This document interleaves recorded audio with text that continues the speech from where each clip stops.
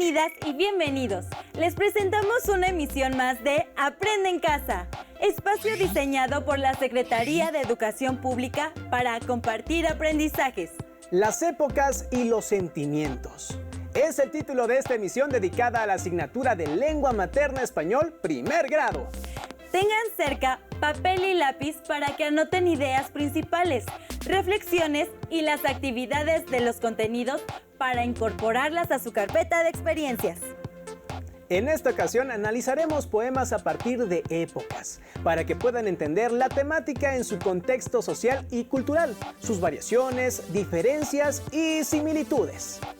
Seguramente han leído poemas y en algunos casos les cuesta entenderlos. Sucede porque un poema se crea en un tiempo y lugar específicos y refleja esos aspectos históricos y culturales. Además de expresar el sentir del poeta, nos enfrentamos a su estructura y al tipo de palabras usadas para crearlo. En el siguiente video, La guerra y la poesía, observaremos los motivos que pueden tener un poeta para escribir de cierta manera, la época en que escribe, la estructura que presenta su poema y las palabras usadas para construirlo. Les recomendamos tomar apuntes para que puedan realizar los ejercicios que plantearemos al final. ¿Lo vemos? Hola, bienvenidos a Lengua Materna Español. En esta ocasión conoceremos un poco sobre la vida de Miguel Hernández, poeta español del siglo XX. Comenzamos. El 30 de octubre de 1910, nace en Orihuela, Alicante, Miguel Hernández, en el seno de una familia de origen campesino. A los 9 años, Miguel Hernández inició su formación escolar. Sin embargo, a los 14 años tuvo que abandonar sus estudios para dedicarse al pastoreo debido a la crisis económica por la que atravesaba su familia. Cuidando el ganado escribió sus primeros poemas. Tenía el tiempo, la inspiración y el ambiente propicio para hacerlo. Las montañas, las cabras, el caminar y el pasto. En Orihuela frecuentó la tertulia literaria que se realizaba en la panadería de la comunidad, propiedad del padre de Carlos Fenol, y a la que también asistía Ramón Sige, quienes fueron sus mejores amigos. En 1930 publicó sus primeros versos en el periódico El Día de Alicante y en el pueblo de Orihuela. La mayoría de sus poemas son romancillos, como Romancillo de Mayo, de octosílabos, como El Niño Yuntero, y heptasílabos, como Las Nanas de la Cebolla, etc. Pastoril, Miguel Hernández. Junto al río transparente, que el astro rubio colora y riza el aura naciente, llora Leda la pastora. De amarga hiel es su llanto, ¿qué llora la pastorcilla? Qué pena, qué gran quebranto, puso blanca su mejilla. Su pastor la ha abandonado, a la ciudad se marchó y solita la dejó a la vera del ganado. El 30 de noviembre de 1931, Miguel Hernández viajó por primera vez a Madrid. En enero se publicó un artículo del poeta en la Gaceta Literaria y en febrero una entrevista en Estampa. Hernández fue un joven interesado por la literatura. Garcilaso de la Vega y Luis de Góngora son autores que tuvieron gran influencia en sus versos, sobre todo en los primeros poemas que escribió en su juventud. El rayo que no cesa es considerada su obra maestra, libro que marca su madurez poética. La vida, la muerte y el amor son los ejes centrales del libro, que en su mayoría está compuesto por sonetos. Un soneto es una composición poética que consta de 14 versos en decasílabos, distribuidos en 2 cuartetos y 2 tercetos. La obra de Miguel Hernández es considerada una de las más importantes de la lírica española. Letras que reflejan una profunda crisis existencial, intensificada por la moral provinciana que le impidió disfrutar del amor en libertad.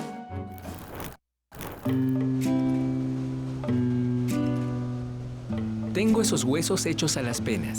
Miguel Hernández. Tengo estos huesos hechos a las penas y a las cavilaciones estas sienes.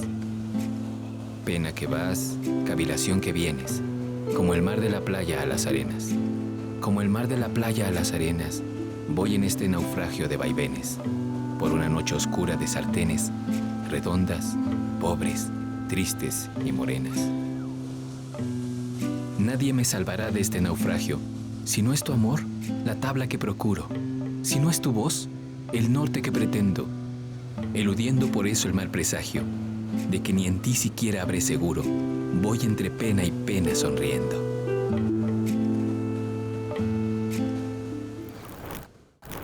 En 1936 estalla la Guerra Civil Española y Miguel Hernández se alistó como voluntario en el ejército republicano. Durante la guerra, cultivó la llamada poesía de guerra. Su fe republicana se plasmó en una serie de poemas reunidos en Viento del Pueblo, en el que incluyó Canción del Esposo Soldado dirigido a su mujer. Y otras composiciones representan símbolos de las ansias de libertad y de justicia, como el niño yuntero. En plena guerra, logró escapar brevemente a Orihuela para casarse con Josefina Manresa. Fue en 1938 cuando falleció su primer hijo, cuya muerte impregnaría de un tono melancólico a muchos de sus futuros poemas. Ese mismo año comenzó la escritura del cancionero y romancero de ausencias, donde plasma vehementemente el dolor de no estar con su familia y la angustia que le producían los efectos devastadores de la guerra. Escribió su obra, El hombre acecha, en la cual manifiesta su visión trágica y pesimista de la guerra. En la prisión de Torrijos, compone las famosas Nanas de la Cebolla, tras leer una carta donde Josefina le relata que lo único que tienen para comer ella y su hijo son cebollas hervidas y pan.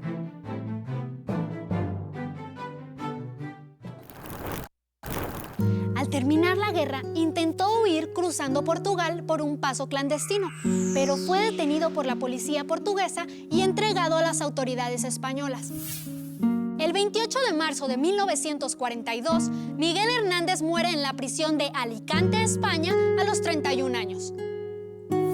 Los invitamos a conocer más sobre la obra de este autor español. Adiós. ¿Qué les pareció la vida de Miguel Hernández? Fue un poeta español que vivió en el siglo XX. Pertenecía a una familia pobre del campo. Influido por ese ambiente, escribió sus primeros poemas que pertenecen al género pastoril.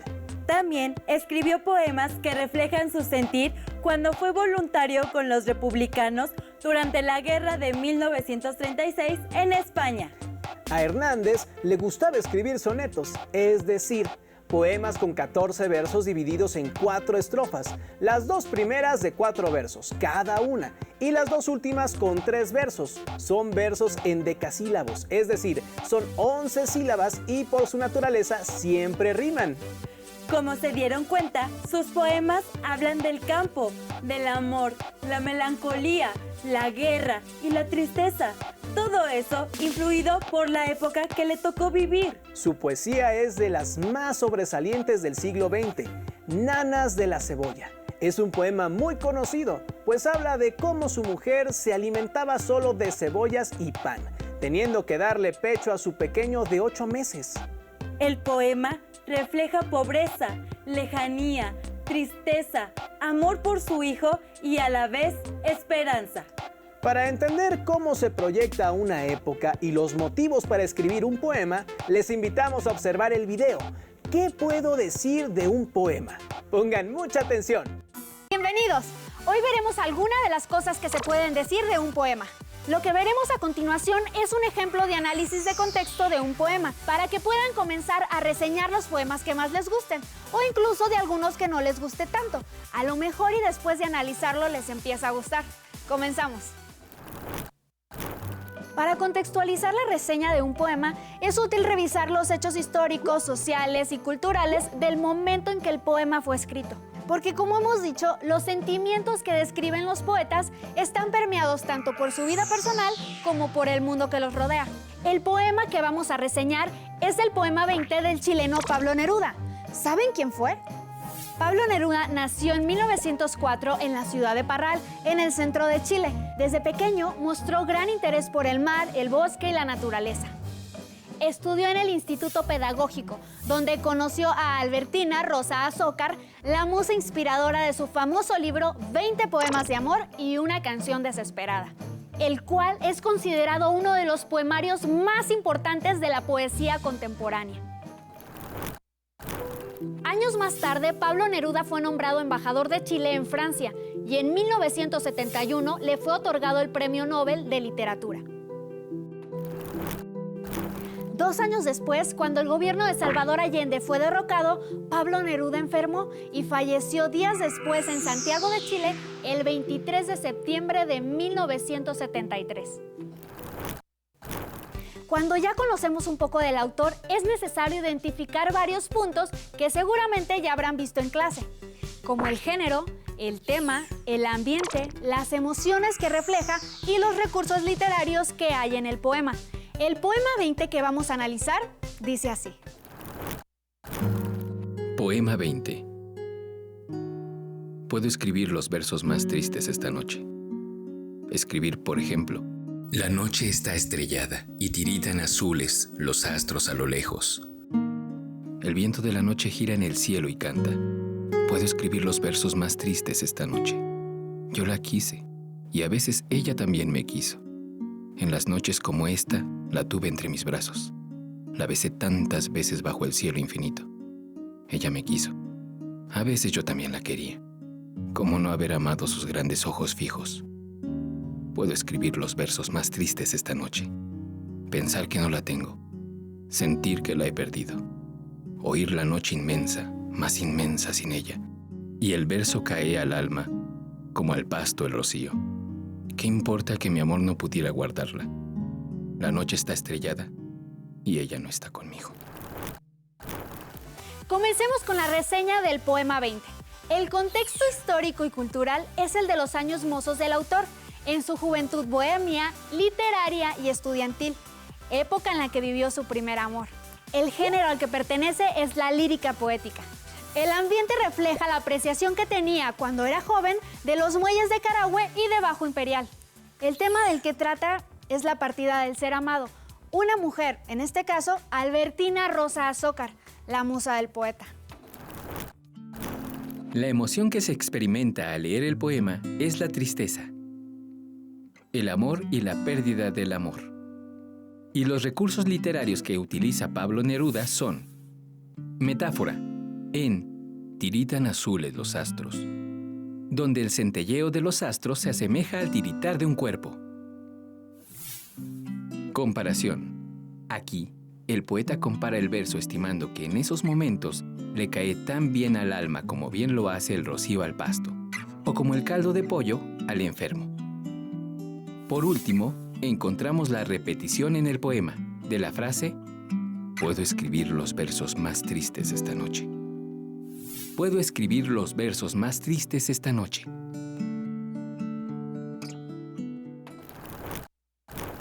Espero que esta información haya sido útil. Ustedes también pueden ejercitar a hacer la reseña de un poema. De hecho, mi recomendación de hoy son 2 recomendaciones en una. La primera recomendación es que vayan a la biblioteca o busquen un poema en internet y traten de hacer una reseña con todo lo que han aprendido.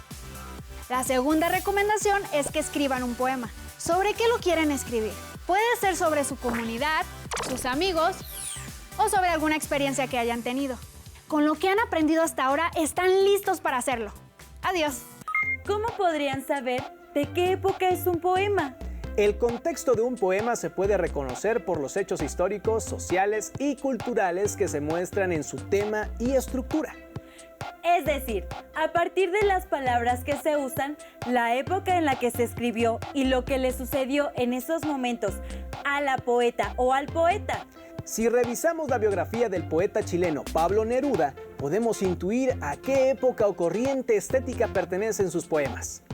Neruda, con resabios del modernismo, perteneció al creacionismo y al vanguardismo, que son estilos y formas de construir y expresar temas y sentimientos. Como observaron, el poemario de Neruda, 20 poemas y una canción desesperada, es uno de los más leídos en todo el mundo, donde sobresale el poema 20, del que se habló en el video. ¿Pudieron notar cómo se puede analizar el poema a partir de otros elementos como la metáfora, la cual traslada su sentido de semejanza a otro objeto, persona o situación?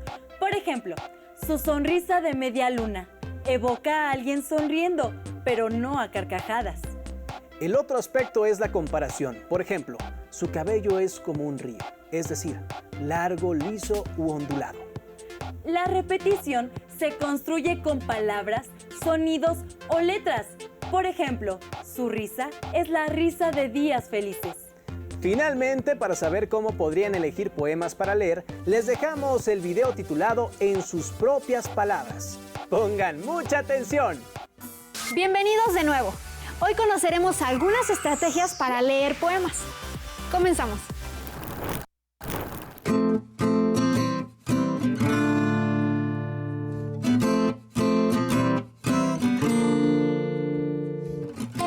Para leer poesía, selecciona poemas de autores que llamen tu atención, que sean significativos para ti o que traten temas de tu interés. Tómate un tiempo, elige un espacio agradable para que puedas leer el poema de manera pausada y tranquila. Esto te ayudará a encontrar el mensaje, las emociones y el ambiente que el autor expresa.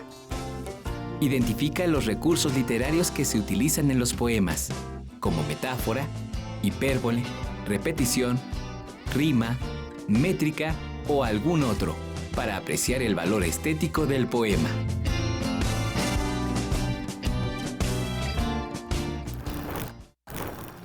Hola, ¿cuáles son sus poemas favoritos? Van cambiando, pero hay algunos que se van quedando a lo largo de los años, que tienen que ver con cosas como un poco más generales o más sencillas también, no sé.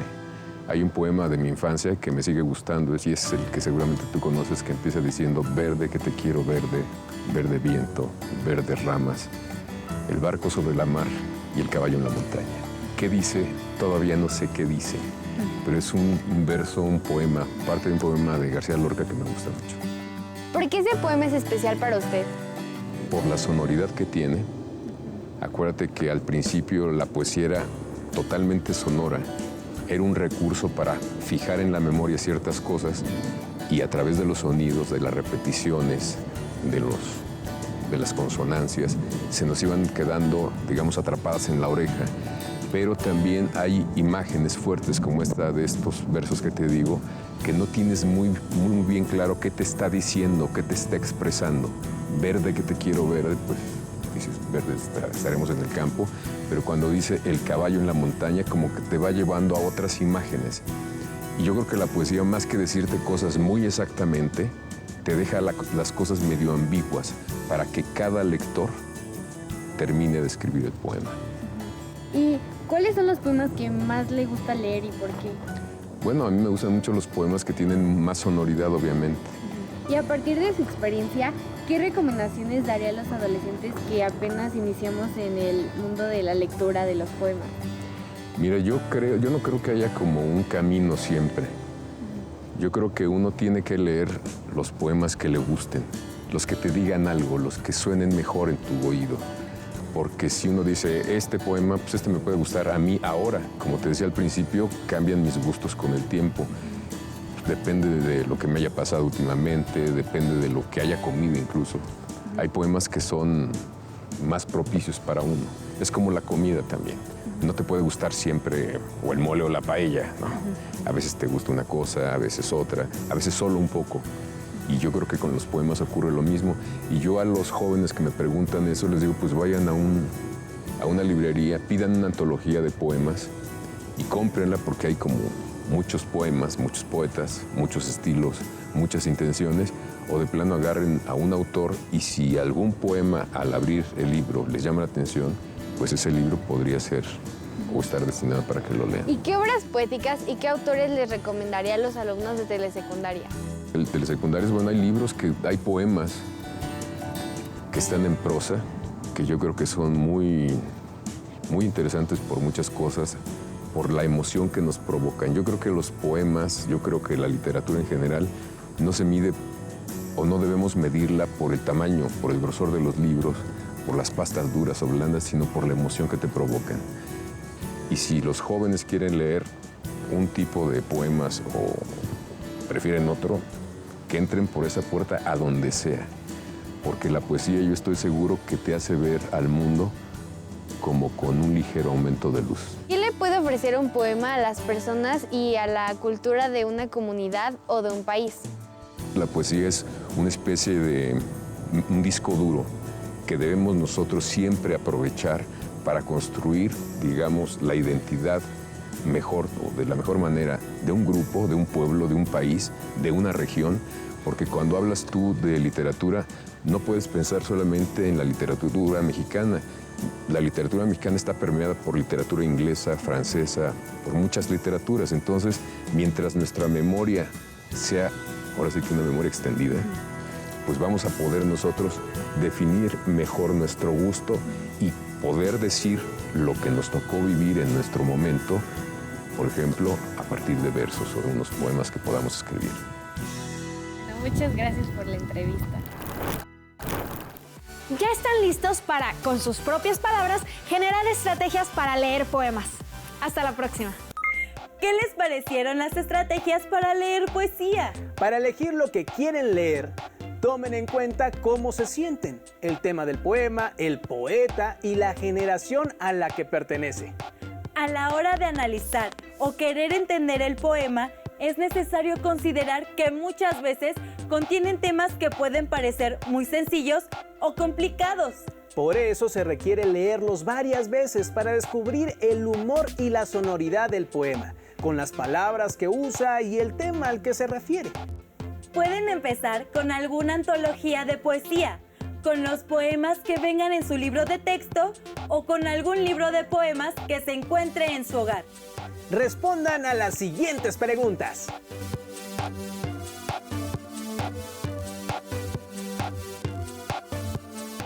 ¿Qué estilo de poemas les gustaron más?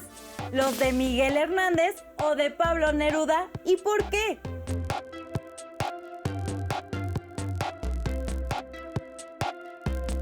¿Cómo pueden saber a qué época pertenece un poema?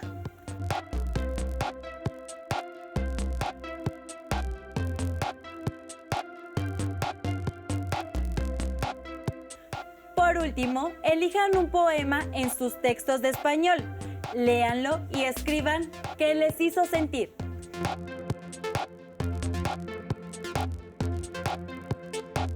Integren las respuestas y guárdenlas en su carpeta de experiencias para después compartirla con su docente. Les invitamos a revisar en los libros del Rincón el libro Poesía Mexicana, antología esencial, compilada por el poeta mexicano Marco Antonio Campos. Ahí pueden leer poemas de algunos de los poetas mexicanos más importantes. Ha sido un gusto acompañarlos en esta sesión de Aprende en Casa. Los esperamos en la próxima. ¡Hasta pronto!